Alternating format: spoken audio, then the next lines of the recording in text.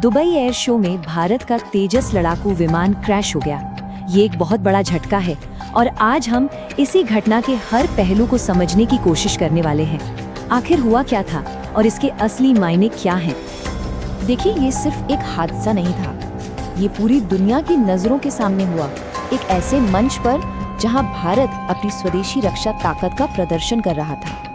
तो सबसे पहले आइए समझते हैं कि असल में हुआ क्या था।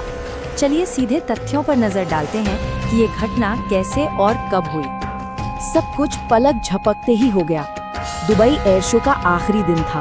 तेजस आसमान में अपने करतब दिखा रहा था और तभी अचानक एक मुश्किल कलाबाजी के दौरान ऐसा लगा जैसे विमान का संतुलन बिगड़ गया और वो सीधे जमीन से जा टकराया।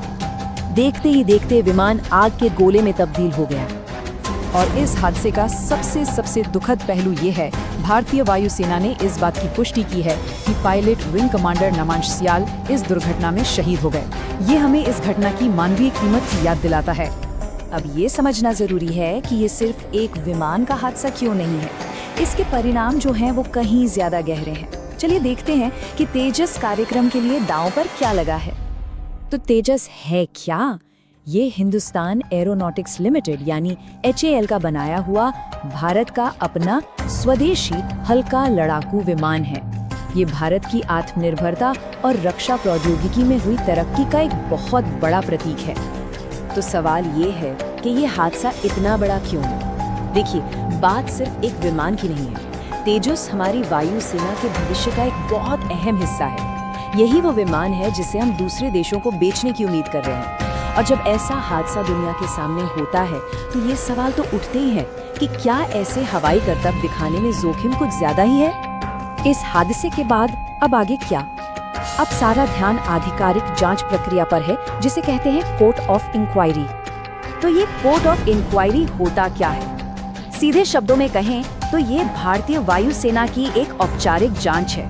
इसका एक ही मकसद होता है, दुर्घटना की तह तक जाना और ये पता लगाना कि असल में गड़बड़ी कहाँ हुई। हादसे के फौरन बाद एक्शन शुरू हो गया था। वायुसेना ने न सिर्फ शोक जताया बल्कि तुरंत जांच के आदेश भी दे दिए। और सिर्फ वायुसेना ही नहीं बल्कि भारतीय अधिकारी और दुबई एयर शो के आयोजक भी इस मामले की तह तक जाने में जुट गए हैं। चलिए अब इस विश्लेषण के अंतिम और सबसे जरूरी हिस्से पर आते हैं, वो 3 बड़े सवाल जिनके जवाब ये जांच तलाशेगी। अब सबसे बड़े सवाल सामने आते हैं जिनके जवाब पूरी दुनिया जानना चाहेगी। पहला और सबसे जरूरी, ये हादसा हुआ क्यों? क्या ये पायलट की कोई गलती थी या विमान में कोई तकनीकी खराबी आ गई थी या फिर मौसम ने धोखा दिया? दूसरा, इस क्रैश का तेजस के भविष्य पर क्या असर होगा? क्या दूसरे देश अब भी इसे खरीदना चाहेंगे? और तीसरा, क्या अब ऐसे हवाई करतबों के नियमों में कोई बदलाव किया जाएगा? एक बात तो बिल्कुल साफ, इस कोर्ट ऑफ इंक्वायरी के जो भी नतीजे निकलेंगे उनका असर सिर्फ इस एक घटना तक ही सीमित नहीं होगा। इसके परिणाम पूरे तेजस कार्यक्रम और भारत की रक्षा महत्वाकांक्षाओं पर पड़ेंगे। और अंत में सबसे बड़ा सवाल यही रह जाता है, तेजस कार्यक्रम का भविष्य क्या होगा? क्या ये हादसा इसकी उड़ान पर हमेशा के लिए एक रोक लगा देगा या फिर इस झटके से सीखकर ये और भी मजबूत होकर उभरेगा? इसका जवाब तो खैर भविष्य ही देगा, लेकिन हाँ, नजरें पूरी दुनिया की इस पर टिकी रहेंगी। Thanks for watching Daily Hunt. Don't forget to subscribe for more information. Hit that like button and share this video with your friends.